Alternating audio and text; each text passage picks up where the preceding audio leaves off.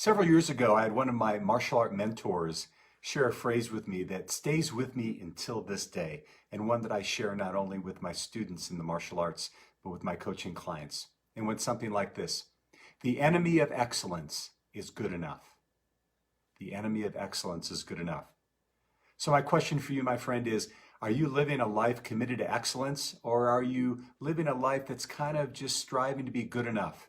That small distinction right there, just in terms of those couple of words, can make the difference in us being powerful in achieving our goals and living a life where we feel constantly frustrated because we're not able to attain what we want. Hi everyone, Chris Natzke here with Black Belt Leadership Speaking and Coaching with your Mind of a Champion tip of the week. Anytime I teach a martial art class, I always end it with the following question to my students.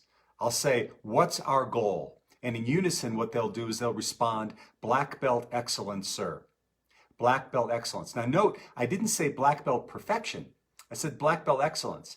And that means seeking to do our very best in everything that we do.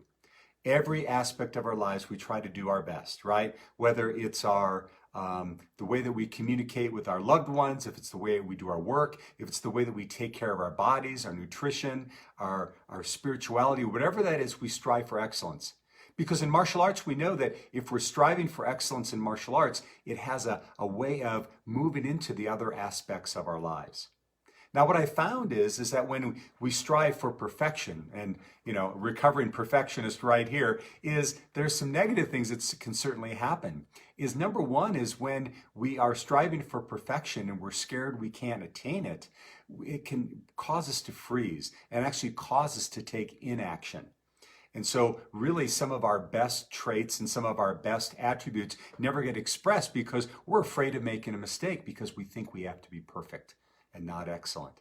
And number two, what oftentimes happens is when we're focused on perfection is, as a default, we just move to mediocre because it's safe, because we've been there before. And once again, we never hit the attributes and we never hit the abilities that we're actually meant to experience. So what do we do about this? How do we move from making sure that we're not, in the world of the enemy of excellence, which is good enough? Well, I've got 3 ideas for us to be able to embrace excellence in our life. And these are just small things that I think we can focus on each and every day to take us to that next level. And the first one is this, is to focus on being excellent in the little things. The little things, the things you may not even think are that important.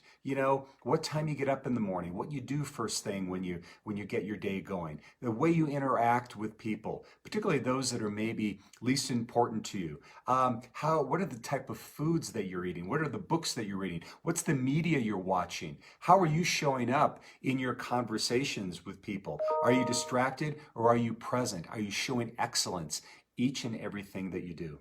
I mean, we have another saying in martial arts that I always say to my students. I say, if you focus on the little things, the big things will take care of themselves.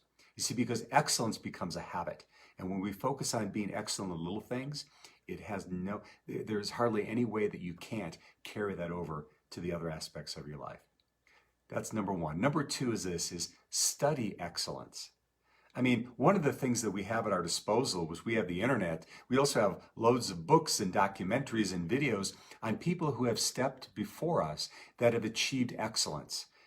Reading autobiographies is one of my favorite things, when I get to read about people and their struggles and how they committed themselves to overcome those many times through excellent practices.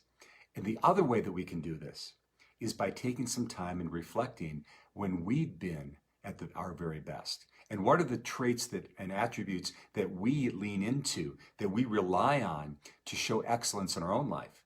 Because while those people in the past and even contemporaries can show us great skills and of ways of being excellent in our lives, we also have a distinct library that we can go to say, wow, that's when I was really at my best, and commit myself to do that again. And then finally is surround yourself with excellent people. I mean, that might sound like a no-brainer, but many times what happens is we tend to surround ourselves with people who maybe aren't at their best, and it becomes it's like getting a bad cold, right? It's contagious, that kind of attitude. And so think about that. I mean, Jim Rohn, a well-known speaker and author in the 19th or the 20th century, early 20 or mid 20th century, said that we're an average of the 5 people we spend the most time with. So are you spending time with excellent people?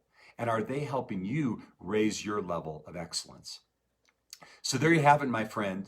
There are 3 ways that you can focus on being more excellent and committed to excellence in your life.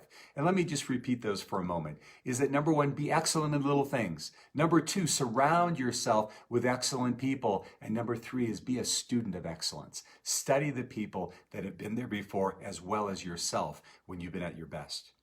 So there you have it, my friends. Thanks so much for listening. I want nothing more for you in this next week to experience excellence. So if there's any ways that I can support you, any thoughts that you have that you want to like or share in this that other people might be able to pick up on, would love to have you do that as well.